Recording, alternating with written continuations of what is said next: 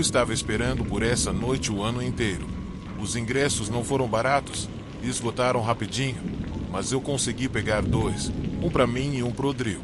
E ia ser perfeito. Chegamos no centro da cidade mais cedo. Nos agasalhamos contra o frio com aquele vento cortante que quase nos cortava. A fila já estava longa.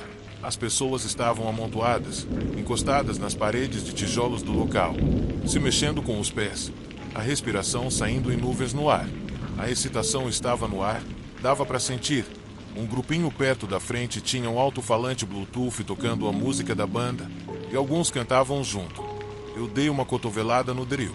Boa escolha em chegarmos cedo, né? Ele sorriu. Sempre confie nos meus instintos. Achamos nosso lugar na fila. Mais ou menos 50 ou 60 pessoas atrás. Nada demais. Drill passou o braço por cima de mim, esfregando suas mãos nos meus ombros para me aquecer. O chão estava molhado, com pedaços de gelo grudados na calçada por causa da tempestade da noite passada. Eu mal sentia os meus dedos, mas não me importava. Isso ia ser insano, falei, pulando um pouco para tentar me aquecer. Drill sorriu, enfiando as mãos nos bolsos. Com certeza, mas eu preciso ir ao banheiro antes de ficarmos presos lá dentro por horas. Eu franzi a testa. Você não podia ter ido antes de sairmos? Não precisava, ele apontou para o outro lado da rua. Tem uma cafeteria ali. Eu volto em 2 minutos. A fila estava apertada. Eu não queria perder nosso lugar, então só suspirei. Tá bom, se apressa. Ele me deu um beijo na testa e saiu correndo, desaparecendo entre os faróis e os calçadões gelados. Eu me encostei na parede fria de tijolos e tirei o celular da bolsa. A fila tinha se movido um pouco. O pessoal atrás de mim começou a se espalhar, indo fumar no estacionamento ao redor da esquina. O espaço ao meu redor parecia mais vazio agora. Não exatamente sozinho, mas sem aquela sensação de multidão. Eu ouvi o zumbido das lâmpadas de rua acima de mim. A cidade parecia diferente de noite, mais fria, mais crua. Estranhos passavam apressados, encolhidos em casacos pesados, os colarinhos levantados. Olhei para a cafeteria, mas não vi o Drill ainda. Comecei a rolar o feed do celular sem prestar atenção em nada, só esperando. E então, de repente, senti as mãos se deslizando pela minha cintura. Toque familiar. Drill. Eu exalei, me encostando nele, mantendo os olhos no meu celular. Nossa, foi rápido. Ele não respondeu. Então, um arrepio subiu pela minha espinha. As mãos dele, o toque, estavam errados. Senti a raspagem de uma barba rala no meu ombro. Drill não tinha barba. Um cheiro de podridão invadiu meu nariz, algo como leite estragado e suor velho. Olhei para baixo. As mãos dele estavam sujas, as unhas quebradas, com uma crosta de terra. Drill. Eu congelei. Meu pulmão travou. Minhas mãos apertaram o celular. E então, quase no meu ouvido, um sussurro rouco, baixo. Minha agora. Meu corpo reagiu antes da minha mente. Eu me torci, tentando me soltar, mas o aperto era forte, como ferro, me puxando contra ele. O fedor entrou na minha garganta, pele suja, dentes podres, algo ainda pior, algo doce e nauseante. Me solta. Eu gritei, me debatendo, mas ele se manteve firme. Seus dedos eram como garras, e a respiração quente e molhada continuava contra a minha orelha. Ninguém ajudou. O pessoal da fila ficou olhando, gravando com os celulares. Uma garota com um chapéu rosa fofinho apenas ofegou. Um cara alguns metros à frente só sorriu, como se fosse uma piada. Algumas pessoas trocaram olhares, mas ninguém se moveu. Eu gritei pelo Drill, por alguém, por ajuda. O cara só riu, baixinho, ofegante. Ele se encostou no meu pescoço, os lábios roçando minha pele. Você é macia? Ele murmurou. Tão macia. O pânico me atingiu com força. Eu dei um soco com o cotovelo, mirando nas costelas, mas ele se virou rápido o suficiente para desviar. Esse cara era forte, muito forte. Minhas botas deslizaram no gelo enquanto ele tentava me puxar para o beco. Eu arranhei os braços dele. Suas mãos eram ásperas, cheias de crostas, e suas unhas estavam quebradas e afiadas. Eu pensei rápido. Empurrei um braço entre nós, criando algum espaço. Então forcei meu corpo para o lado. Meus pés bateram no gelo, perdi a tração e fui para frente, puxando ele junto comigo, fazendo ele perder o equilíbrio. Nós dois caímos no chão com força. Meu cotovelo bateu no concreto e uma dor explodiu no meu braço, mas eu me movi rápido antes de sentir. Me arrastei para frente, com as mãos e os joelhos, tentando afastar mais ele. Tudo o que eu ouvi era a risada grossa atrás de mim. Me virei. Ele estava de joelhos também, com um sorriso no rosto, ossos do rosto saltados sob a pele suja e caída.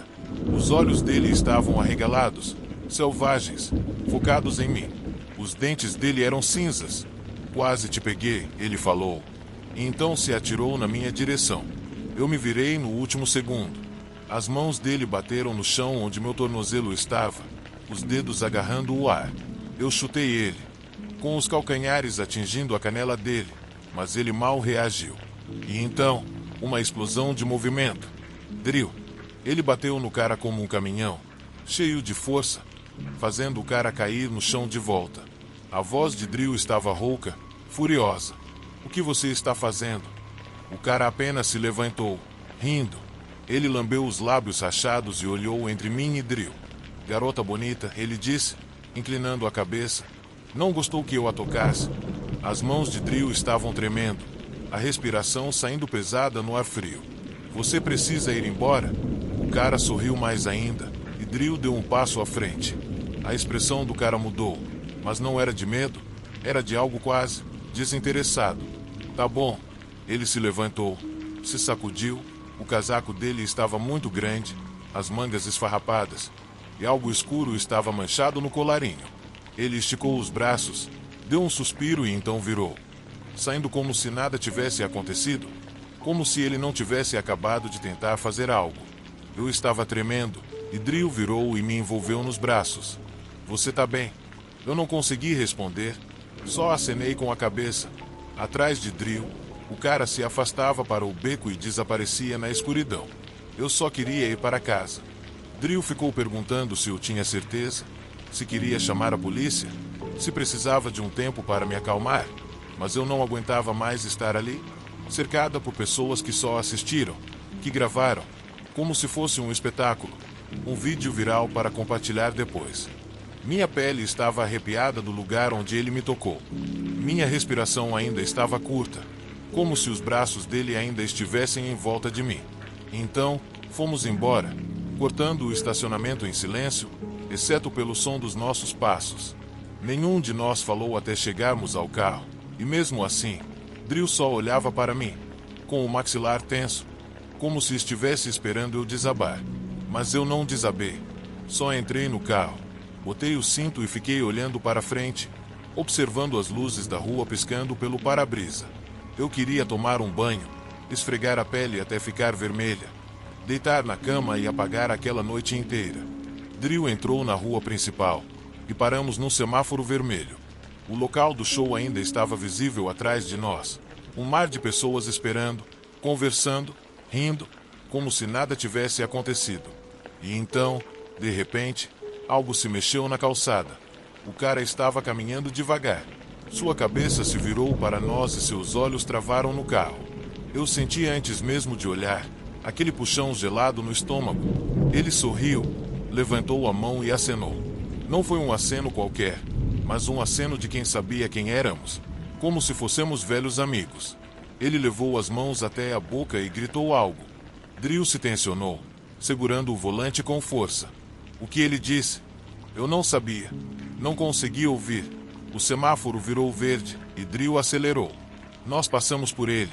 Passamos pelo local do show, por tudo. E antes de virarmos para a estrada, eu olhei para trás.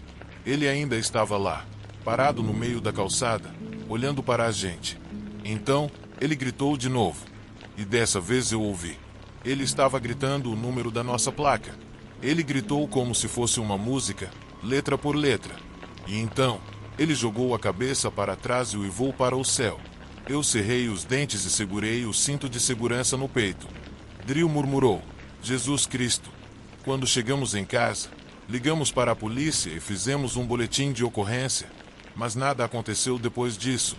Nenhuma prisão, nenhuma investigação. Tudo parecia ter se dissipado como fumaça, como se o cara nunca tivesse existido. A polícia disse que, por mais assustador que fosse, ele não havia cometido nenhum crime explícito. Ninguém estava ferido, e a coisa toda não passou de um episódio desconfortável. Mas eu sabia que aquilo não tinha sido normal. O que me assombrava não era o que ele tinha feito, mas o que ele sabia. O jeito como ele nos olhou, como ele me olhou, como ele gritou o número da nossa placa. Como se estivesse nos observando desde o começo, como se já soubesse que estávamos ali antes mesmo de eu perceber. Foi como se ele estivesse nos acompanhando o tempo todo.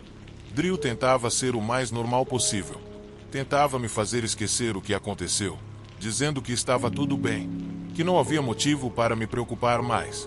Mas ele também estava abalado, mesmo que não quisesse admitir. Ele só estava tentando agir como se nada tivesse acontecido, para que eu me sentisse melhor. Mas eu sabia que as coisas não seriam as mesmas depois daquela noite. Eu não conseguia mais andar pelas ruas sem olhar por cima do ombro, sem sentir que ele estava lá, esperando, observando. E toda vez que eu passava pelo lugar onde ele tinha tentado me arrastar para o beco, a sensação de frio e medo voltava. Como se, de alguma forma, ele ainda estivesse me seguindo. Ainda fico acordada de noite, me perguntando o que ele queria, o que ele soubera. E às vezes, quando a noite está silenciosa demais, penso ouvir um grito ao longe, como o grito que ele deu quando nos viu indo embora, uma risada ecoando no vento, como se ele ainda estivesse lá, esperando. Mas não há nada mais a fazer a não ser seguir em frente. Ainda assim, a sensação nunca desaparece completamente. Ele está lá, em algum lugar, observando. E eu não sei por quanto tempo isso vai durar.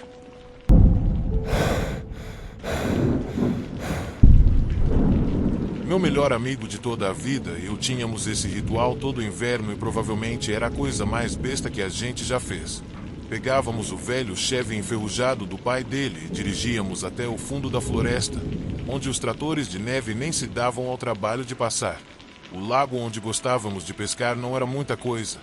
Só uma grande poça congelada cercada de pinheiros, mas era nosso. Nós éramos os únicos doidos o suficiente para dirigir até lá, já que havia outros lagos por perto, muito mais fáceis de acessar.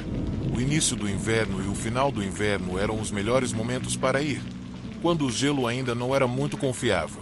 Isso dava uma tensão no rolê. O Matt sempre dizia que pescar não era empolgante o suficiente sem a chance de um banho repentino em água congelante se a gente caísse. Se a gente caísse lá, já era. Sair do gelo seria uma coisa, mas voltar para a cidade seria um desafio ainda maior. Naquela manhã, saímos ao amanhecer. O frio mordia tão forte que meus dentes doíam.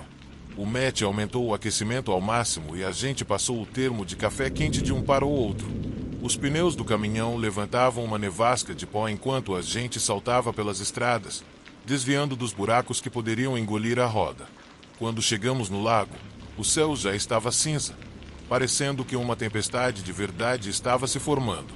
Estacionamos no nosso lugar de sempre, uma clareira perto da margem, onde o gelo sempre parecia ser mais grosso.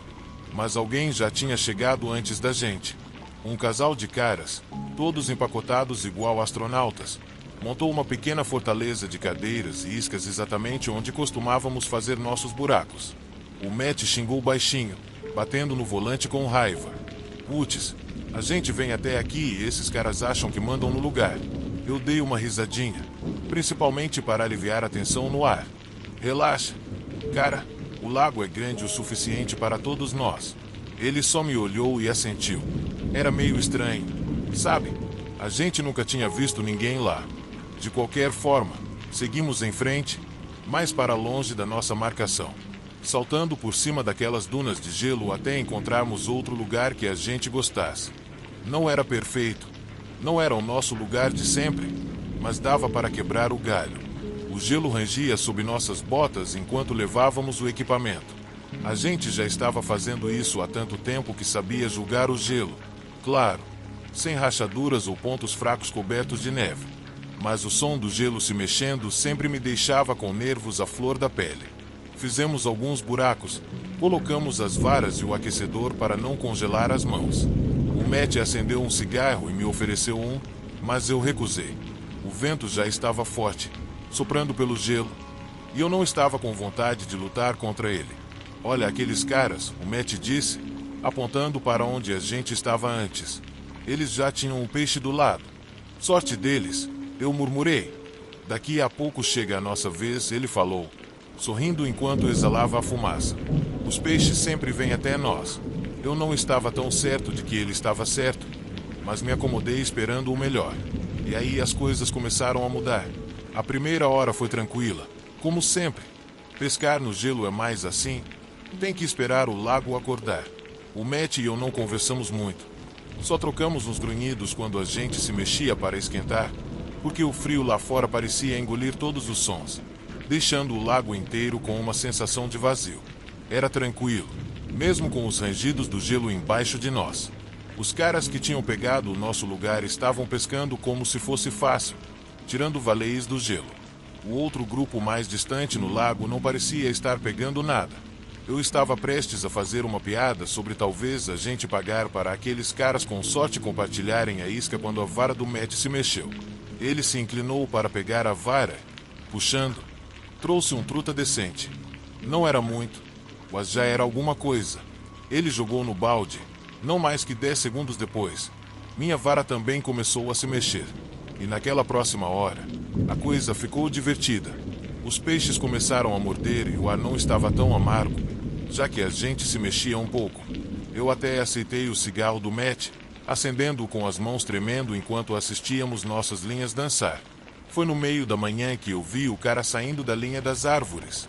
A princípio, pensei que fosse só outro pescador procurando um bom lugar, mas o uniforme se destacou. Casaco verde, calça caque, aquele tipo de roupa que você vê em um agente da fiscalização. Ele era alto, magro, com um chapéu de aba larga que escondia a maior parte do rosto. E algo na maneira como ele olhava para a gente me deixou desconfortável, mas eu não conseguia dizer o porquê. Talvez só por ele ser um oficial, estando lá tão longe de tudo. Olha lá, cara, o Matt disse, dando um empurrãozinho em mim.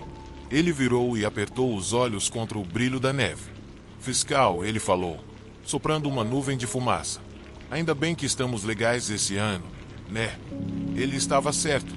A verdade é que Matt e eu tínhamos 17 anos e tínhamos tomado a decisão besta de não comprar licenças de pesca naquele ano, como sempre fazíamos, mas por alguma razão, esse ano a gente até tinha elas.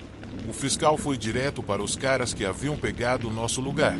A gente observou enquanto ele conversava com eles, apontando para as licenças.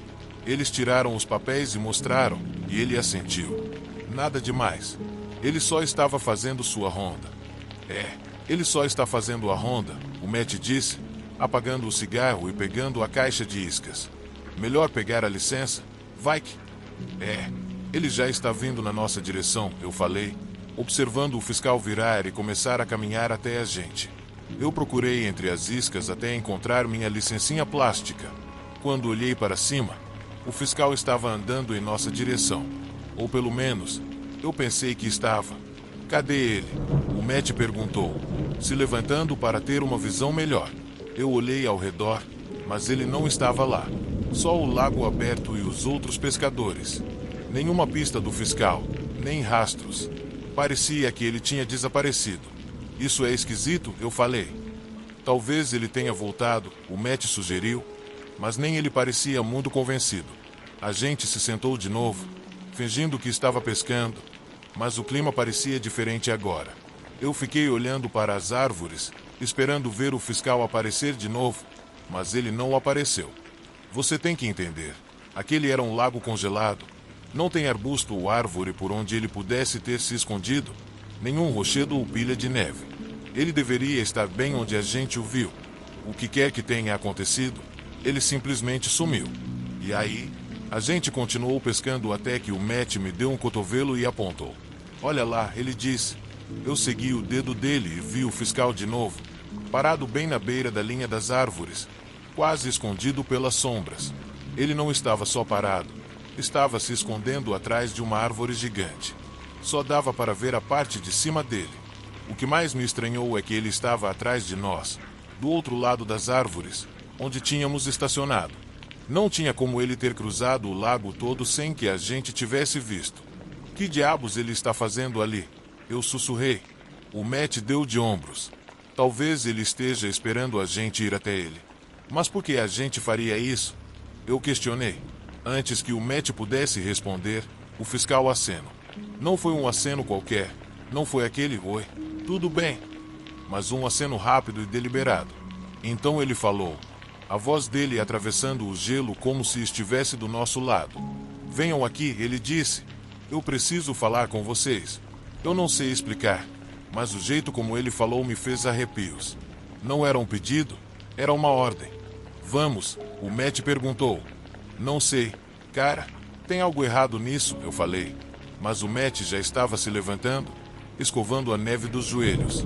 Vamos logo, ele falou. A gente caminhou em direção à árvore, cada passo pesado.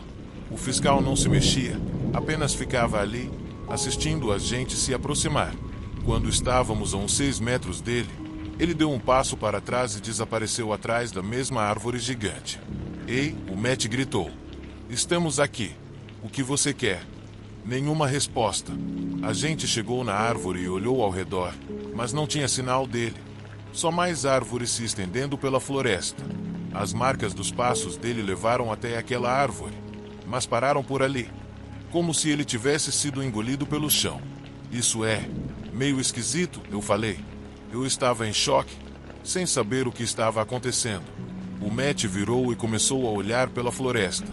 Ei, olha ali, ele sussurrou. Eu segui o olhar dele e vi o fiscal espiando de trás de outra árvore, mais à frente. Ele acenou de novo e depois sumiu da vista. Que porra é essa? Eu falei. O Matt não respondeu. Já estava andando em direção a outra árvore. Espera, eu gritei, agarrando o braço dele. Tem algo errado nisso. Então fica aí, ele gritou, me empurrando para trás. Eu assisti ele se aproximar da árvore, gritando pelo fiscal. Mas, assim como antes, não havia ninguém lá. Matt, precisamos sair daqui, eu disse. Agora, ele se virou para mim e levantou as mãos. Relaxa, ele disse. O que ele poderia fazer? Eu não sabia o que responder. Eu só sabia que algo estava errado. Eu queria dizer algo mais, mas não consegui. Tudo o que eu podia ouvir era o som da neve caindo, o vento uivando e o gelo rangendo. A sensação de estar sendo observado, de algo no ar, só aumentava. E mesmo que o Matt estivesse tentando agir como se nada fosse estranho, eu sabia que ele sentia o mesmo que eu. Ele só não queria admitir. Vamos dar o fora daqui, eu disse finalmente, tentando manter a voz firme. Mas, ao olhar para ele, vi que ele já estava com a expressão estranha no rosto. Ele deu uma olhada por cima do ombro e olhou ao redor, como se estivesse ouvindo algo. E se ele estiver nos observando de novo? O Matt perguntou, quase sussurrando, como se estivesse com medo de ser ouvido. Quem? O fiscal? Eu perguntei, mas a verdade é que eu também estava pensando que talvez não fosse ele. A figura que vimos antes, aquela que se escondeu entre as árvores, não parecia nada com o oficial. O corpo magro, o chapéu de aba larga, tudo sobre ele parecia errado. Nós ficamos ali por mais alguns segundos, sem saber o que fazer. O silêncio estava ficando insuportável, pesado, como se o mundo ao nosso redor estivesse esperando por algo. O frio estava mais intenso agora, cortante, e a sensação de que algo estava prestes a acontecer parecia iminente. Foi quando a voz dele, aquela voz que parecia ecoar pela floresta, voltou a nos alcançar. Venham até mim, ele disse, agora mais forte, mais urgente. Mas o que me fez parar foi o tom. Ele não estava pedindo mais. Ele estava ordenando. O Matt, sem dizer uma palavra, começou a andar em direção à árvore novamente. Eu queria gritar para ele parar. Queria puxá-lo de volta, mas não consegui. Meus pés estavam presos ao gelo, como se o chão fosse feito de concreto. Eu olhei para o lado, tentando ver onde a voz vinha, mas o bosque parecia ter se fechado sobre nós. Não havia mais sinal de qualquer figura. Nada. Matt, gritei, correndo atrás dele, mas ele não olhou para trás. A cada passo que ele dava, o som de sua bota no gelo se tornava mais abafado, mais distante. Eu gritei seu nome de novo, mas ele não respondeu. Eu já estava começando a entrar em pânico, meu peito apertado de uma sensação estranha que eu não podia ignorar. E então, vi algo. Eu não sei se foi uma ilusão causada pelo cansaço ou se realmente estava lá. Mas na minha visão periférica, entre as árvores, eu vi uma sombra se movendo. Não era a sombra do Matt, era algo mais, algo fora de lugar. A figura estava se movendo rápida e silenciosamente, muito mais rápida do que qualquer ser humano poderia ser. Matt, gritei novamente, mas desta vez minha voz saiu fraca, quase sem som. Ele não parou. Ele só continuou, como se estivesse hipnotizado. Então eu vi. O fiscal. Ele estava lá, mas não como antes. Ele estava parado, imóvel, na borda da floresta, com os olhos fixos em nós. Seus olhos estavam escuros, sem vida, como buracos negros. Não era mais um ser humano. Ele parecia algo mais, algo que não deveria existir. O medo se espalhou por mim como fogo. Eu corri em direção ao Matt, gritando seu nome, mas a sensação de estar sendo caçado estava me consumindo. Eu consegui agarrá-lo pelo braço e puxá-lo para longe da árvore. Ele olhou para mim, confuso, como se tivesse saído de um transe. O que diabos está acontecendo? Ele perguntou, sua voz cheia de pânico. Eu olhei para trás e vi a figura mais uma vez. O fiscal, ou o que quer que fosse, agora estava mais perto. Seus passos rápidos e pesados, quase flutuando sobre a neve. Ele se movia sem fazer barulho, mas sua presença fazia-o a pesar ainda mais. Corra! Eu gritei, e finalmente conseguimos começar a correr, não nos importando mais com os buracos de pesca ou com o equipamento que deixamos para trás. O único pensamento na minha cabeça era fugir. Fugir do que estava atrás de nós. A sensação de algo nos seguindo, de estar sendo perseguido, cresceu a cada segundo. Eu sabia que se olhasse para trás, a coisa estaria ali, mais perto. Então, eu não olhei. Só corri. Quando finalmente chegamos ao caminhão, já estava claro que não havia ninguém mais ao redor. Mas ainda assim, algo estava ali. No fundo da floresta, onde as árvores se encontravam com o lago, algo se movia. E ainda assim, não havia ninguém. O gelo estava quieto. A neve se acomodava, mas a sensação de que algo nos observava nunca desapareceu. Eu entrei no caminhão e olhei para o Matt. Ele estava pálido, seus olhos largados em pânico. Nunca mais voltamos aqui, ele disse, sua voz trêmula. Eu só acenei. Minha mente incapaz de processar tudo o que aconteceu. Só sabia que nunca mais seria o mesmo. O lago, o fiscal, a coisa nas árvores, tudo estava gravado na minha mente. Enquanto dirigíamos para longe, eu não podia deixar de sentir que o olhar ainda estava ali, me observando. E talvez estivesse nos seguindo, onde quer que fossemos.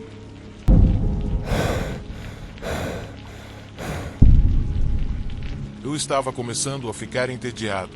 Aqui está, pessoal. Chega, né? Buui. Não sei por que tive essa súbita vontade de voltar para a velha cabana.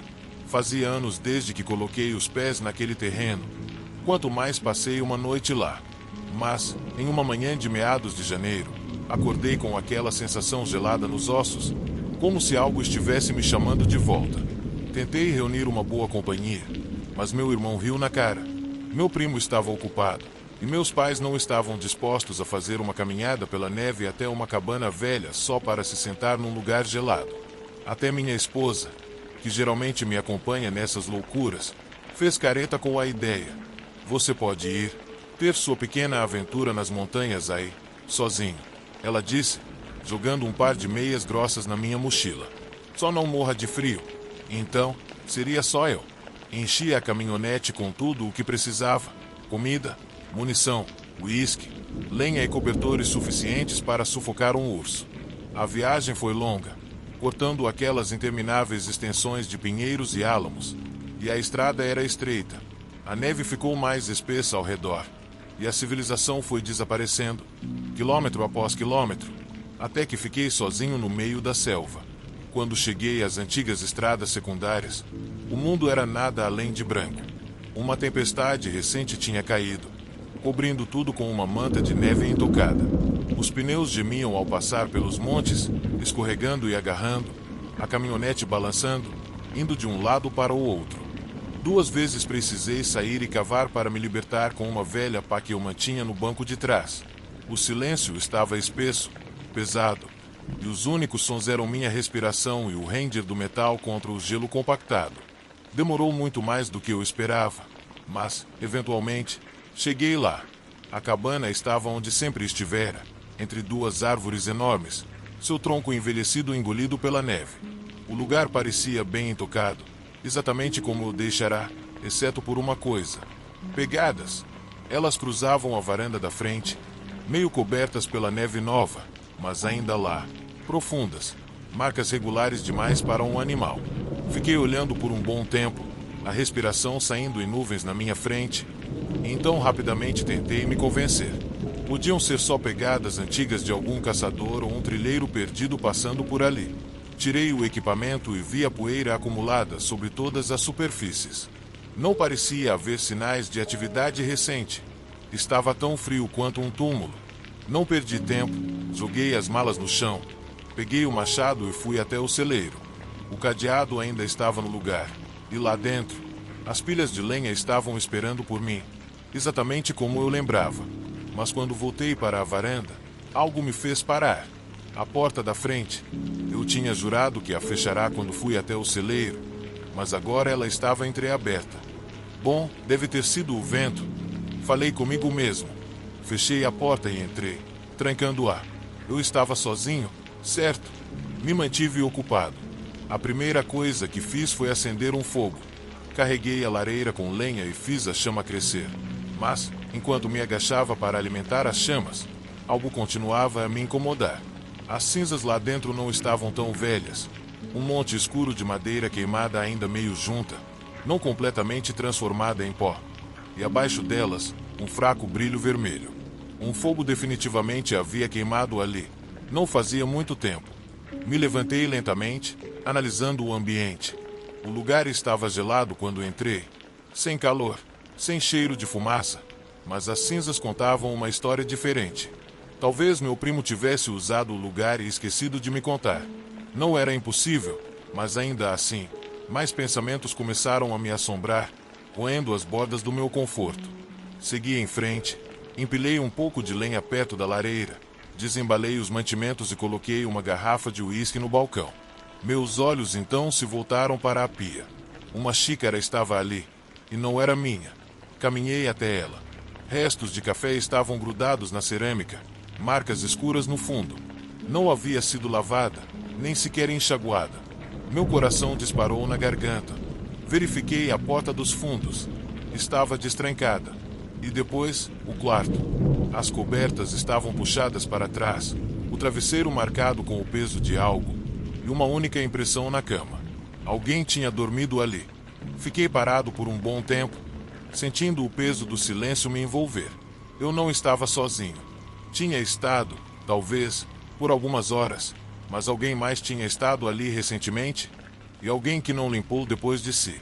Eu deveria ter ido embora naquele momento. Deveria ter pegado a mochila e corrido até a caminhonete, dirigir até qualquer cidade com um posto de gasolina, qualquer lugar com luzes e gente. Mas não fui.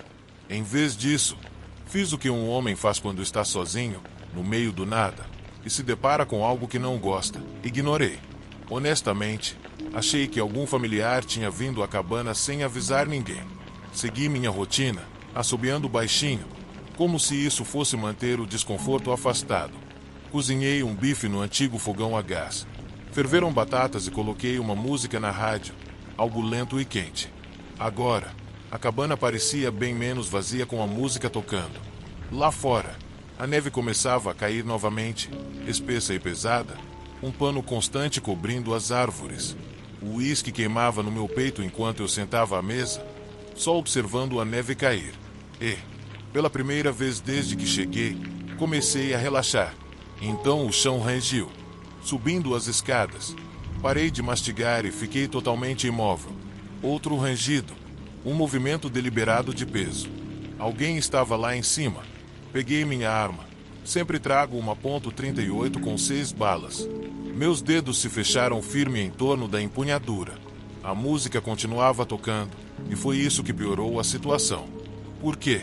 Quem quer que estivesse lá em cima, estava se movendo no ritmo da música. Deixei a música tocar por alguns segundos, ouvindo.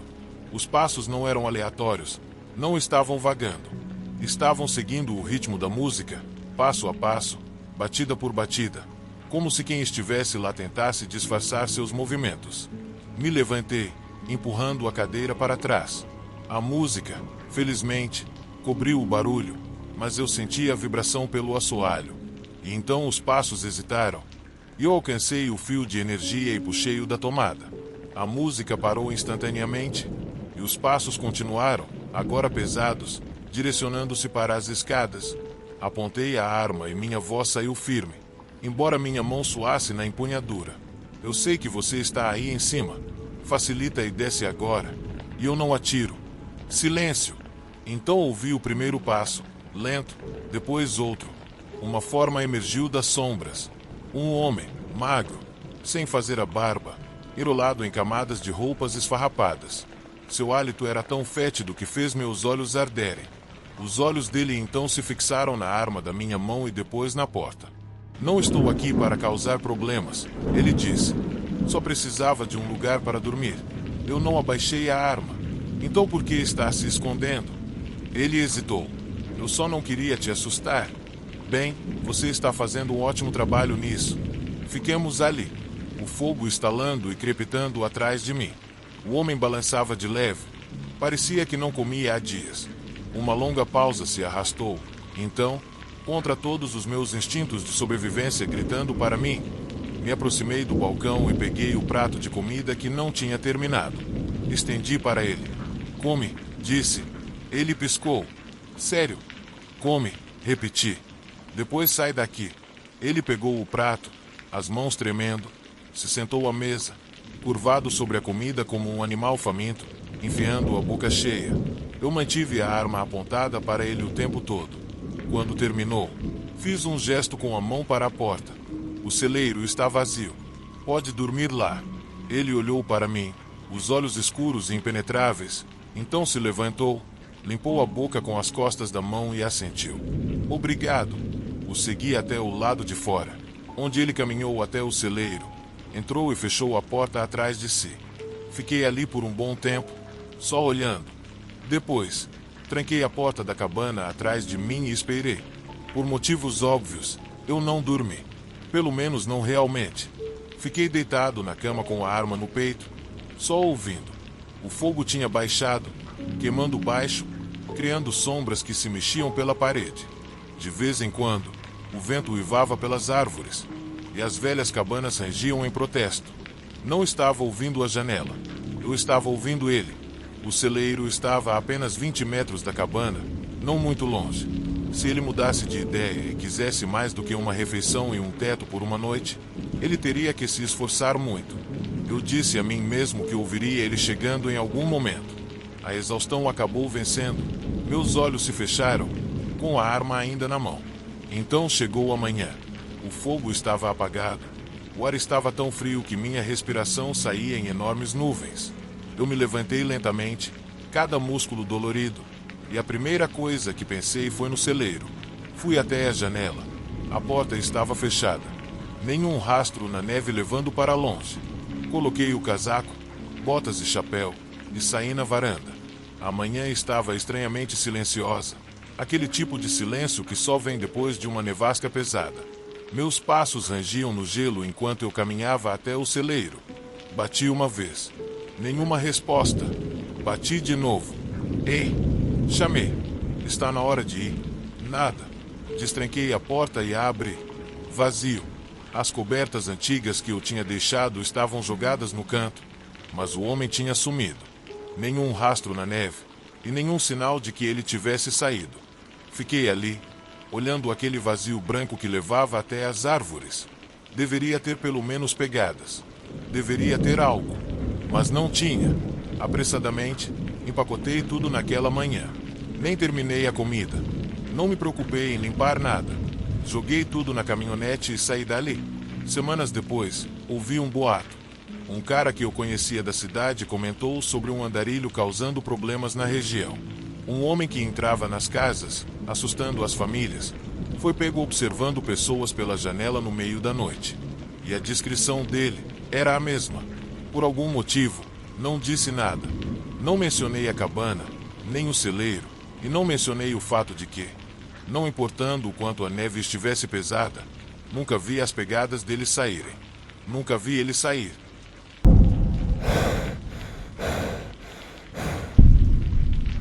Eu tenho 21 anos agora e essa história aconteceu quando eu tinha uns 11 anos. Lembro desse dia com clareza porque foi a primeira vez que me deixaram ir para a escola e voltar para casa sozinha. Até os 14 anos, eu morava em um lugar que acreditávamos ser seguro, em Chaka County, Nova York.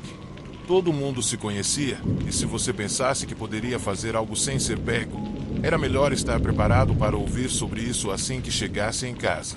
Mas teve um dia frio de inverno, e infelizmente a escola estava aberta. Então todas as crianças do bairro precisaram caminhar pela neve até os joelhos só para chegar à escola. Eu demorei mais para sair de casa, já que estava acostumada a ir com minha irmã mais velha, pois ela conhecia melhor o caminho.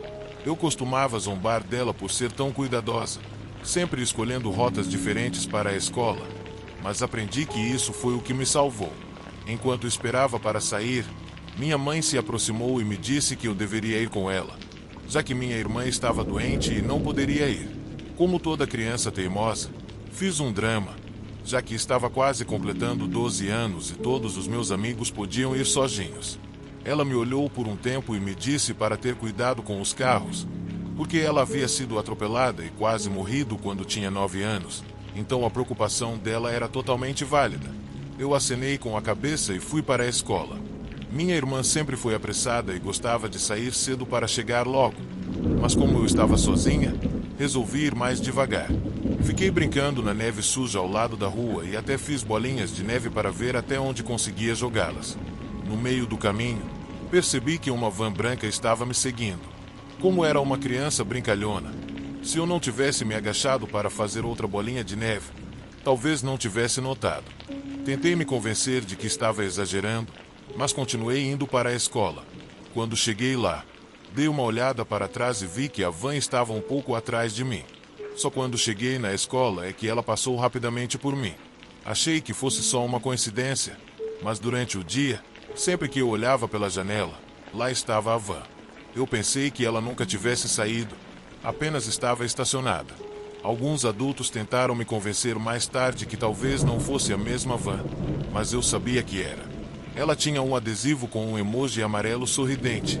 Não dava para ver quem estava dentro, mas com o vidro escurecido, eu sabia que eles podiam me ver. O dia passou. Ao final das aulas, eu não queria voltar para casa. Já estava tarde para ligar para minha mãe, pois ela estava trabalhando e minha irmã estava doente. Eu tive que ir sozinha, então tentei me misturar com um grupo de crianças, mas a maioria delas ia de carro e as outras não moravam perto. Lembrei do que minha irmã sempre me dizia e resolvi pegar outro caminho. Eu não sabia bem o caminho, mas pensei que qualquer coisa seria melhor do que ser vista pela van. Cheguei à rua principal, mas percebi o erro tarde demais. O caminho que eu escolhi me levou de volta à rua onde eu ia para a escola. E lá estava a van branca, escondida atrás de alguns carros, com o adesivo do emoji sorridente. Tentei manter a calma e passei por ela, mas quando ouvi a porta da van se abrir, eu corri. Ouvi passos pesados de 2 pessoas atrás de mim, ficando cada vez mais próximos. Então fiz o que qualquer criança faria. Cortei caminho. Corri até o quintal de uma casa e continuei até chegar em casa, me forçando a passar pela neve até a porta. Meu coração estava disparado, não apenas pela corrida, mas porque eu ainda podia ouvir os passos atrás de mim.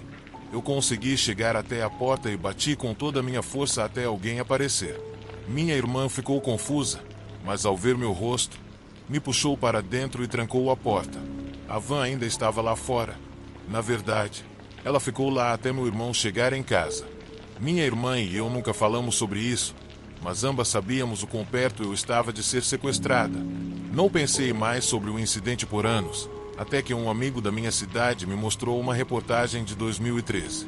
Aparentemente, Alguns homens sequestraram e agrediram sexualmente uma garota da minha idade. Não teria me assustado tanto se não tivesse mencionado a van branca.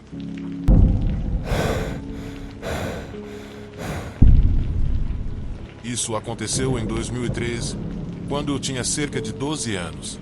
Minha mãe nos mudou, eu e meus irmãos, para a casa dos meus avós, porque não tínhamos dinheiro suficiente para o aluguel na época e ela precisava economizar. Não era um grande problema, já que eles tinham muito espaço e eu pude passar bastante tempo fazendo joias com minha avó, o que, aos meus olhos, era algo tão positivo que eu nem percebi que estávamos tão apertados financeiramente.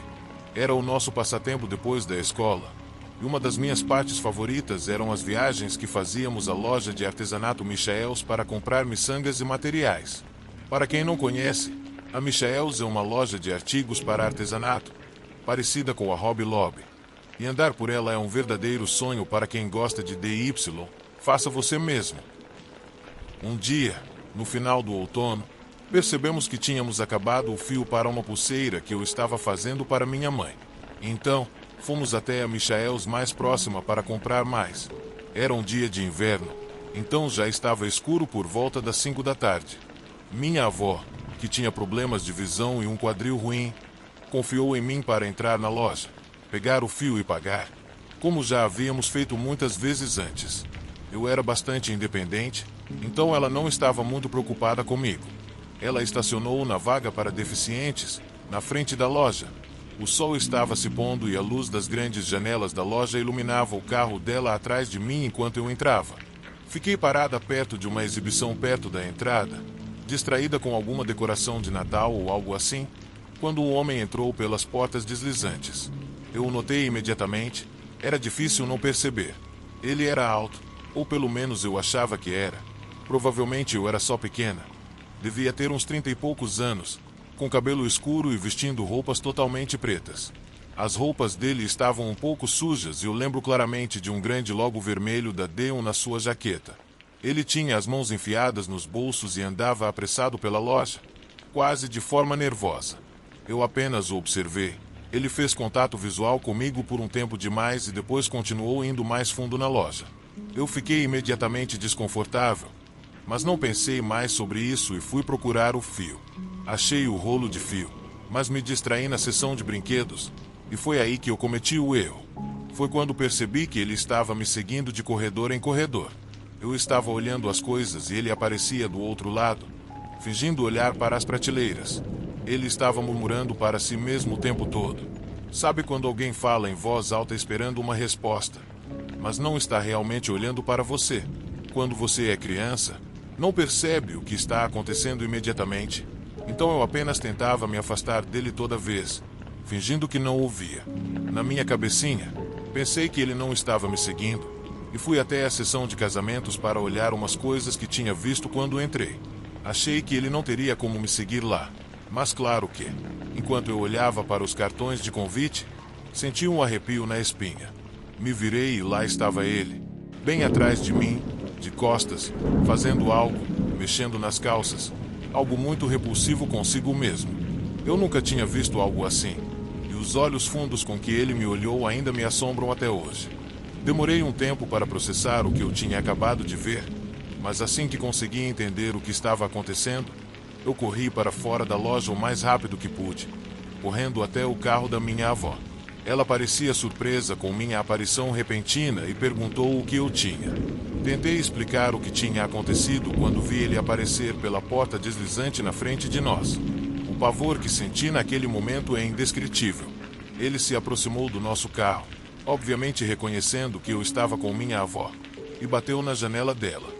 Eu não consegui me explicar antes que ela abrisse a janela e perguntasse se estava tudo bem. O homem me olhou com aquele olhar estranho e disse algo como ela é uma ladra. Roubou da loja. Eu fiquei mortificada com tudo que ele tinha me feito passar até então. Felizmente, minha avó percebeu o que estava acontecendo e educadamente pediu para ele se afastar e subiu o vidro enquanto trancava a porta.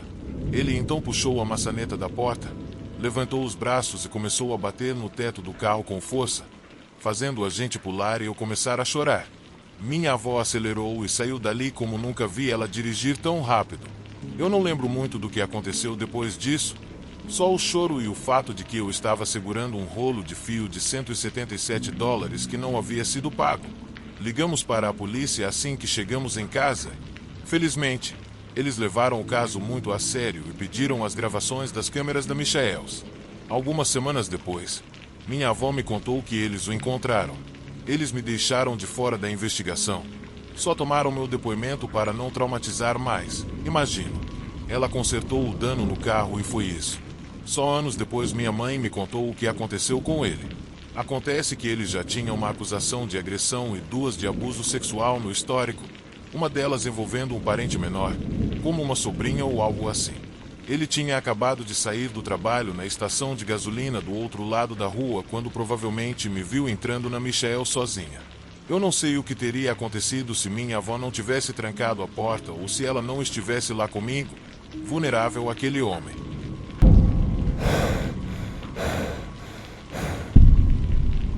Isso aconteceu cerca de 11 anos atrás. Eu estava no último ano do ensino médio na época, mas foi a coisa mais inacreditável que já vivi. Também é importante notar que isso aconteceu em meados de dezembro. Eu sou de Iowa e os invernos aqui ficam bem frios à noite. Tipo, se você ficar preso lá fora, vai morrer de frio. Isso, mais a queda de neve, faz tudo ficar completamente silencioso. Você consegue ouvir qualquer coisa e tudo dentro de casa e até mesmo imediatamente fora dela. Bom, eu e meu melhor amigo estávamos na casa da minha família, no porão, só jogando videogame numa noite chata de inverno. A razão de estarmos sozinhos é que minha mãe foi do trabalho direto para um bar tomar umas com os colegas de trabalho. Então eu e meu amigo achamos que seria uma boa ideia quebrar a garrafa de vinho da família e aproveitar um pouco. Enquanto estávamos lá, abrindo a primeira garrafa, ouvi a porta da garagem abrir e bater com força. Eu imediatamente pensei, droga, e comecei a procurar um lugar para esconder a garrafa. Meu amigo então disse, achei que você disse que sua mãe ia ficar fora a noite toda. Ela ia, respondi. Então, ouvi alguns passos pesados e ouvi minha mãe gritar, tem alguém aí? Eu gritei de volta. Sim, estamos só no porão. Ouvi mais alguns passos vindo da porta da garagem em direção às escadas e ela gritou de novo. Você pode vir me ajudar com algo. Preciso de você aqui em cima. Eu respondi rapidamente enquanto procurava um lugar bom para esconder a garrafa de vinho. Sim, já vou. Então, houve um silêncio de uns 20 segundos. Tem alguém aí embaixo com você? Ela gritou de volta, com um tom mais sério, que não parecia o de minha mãe. Algo estava estranho. Isso foi a primeira coisa que me fez perceber que algo não estava certo. Nossa família nunca se importou se alguém estava na casa, já que era muito comum termos visitas. A voz era parecida com a da minha mãe, mas faltava algo que eu não conseguia identificar. Me senti estranha, então respondi. Sim, só o Colton. Depois de gritar isso, consegui esconder a garrafa e comecei a subir as escadas para o andar de cima. Enquanto subia, não conseguia deixar de sentir o silêncio pesado da casa e aquela sensação elétrica de que algo não estava certo. Quando cheguei ao topo das escadas, olhei para a porta da garagem e também para a cozinha ao lado, e estava tudo escuro, completamente negro. As luzes estavam apagadas e não entrava nenhum feixe de luar pelas janelas. Caminhei até a cozinha, gritando, mãe, onde você está? Não houve resposta, só silêncio e escuridão. A sensação de tensão na minha pele aumentou, e com a adrenalina subindo, eu só queria sair dali o mais rápido possível. Minha mãe não estava em casa. Corri de volta para o porão, pegando o casaco pelo caminho. O que aconteceu? Perguntou Colton. Minha mãe não está em casa, respondi o mais rápido possível, procurando pelas chaves do meu caminhão. Como assim? Você estava falando com ela. Agora eu podia ver a confusão no rosto dele. Não tem ninguém em casa. A gente tem que sair agora, disse eu. Dei alguns passos em direção à porta dos fundos, que dava para o quintal, quando vi meu cachorro tremendo no sofá e meu gato rosnando atrás dele. Eu não podia deixar eles lá. Eu sabia que, se saísse, algo aconteceria. Vamos embora? Perguntou Colton, ainda bem confuso. Não posso deixar eles sozinhos aqui. Algo está muito errado. Vou ligar para minha mãe e tentar entender o que está acontecendo. Peguei o celular e liguei para minha mãe. Ela atendeu imediatamente e me perguntou o que estava acontecendo. Mãe, você estava em casa. Eu ouvi você gritando por mim lá do segundo andar, mas quando fui subir, você não estava lá. Falei rapidamente, esperando que ela estivesse brincando. Não, acabei de sair do bar. Não estava me sentindo bem. Você está bem? O que você quer dizer com ouviu a minha voz? Ela ficou preocupada, e então desliguei e ela correu para casa. Eu e Colton ficamos no porão com os animais até ela chegar, mas antes dela chegar, podíamos ouvir algo lá em cima. Não era alguém andando ou sentando, mas sim uma pressão no ar, como se um buraco negro estivesse se movendo de um quarto para o outro. A única palavra que eu usaria para descrever isso é faminto.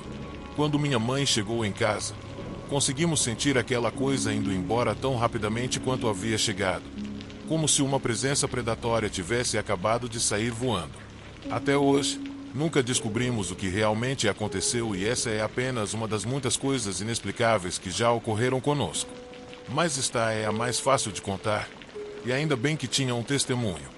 Minha mãe já faleceu agora e eu me mudei para o Arizona, mas sempre que volto para Iowa e vejo o Colton, ele ainda fica assustado com o que aconteceu.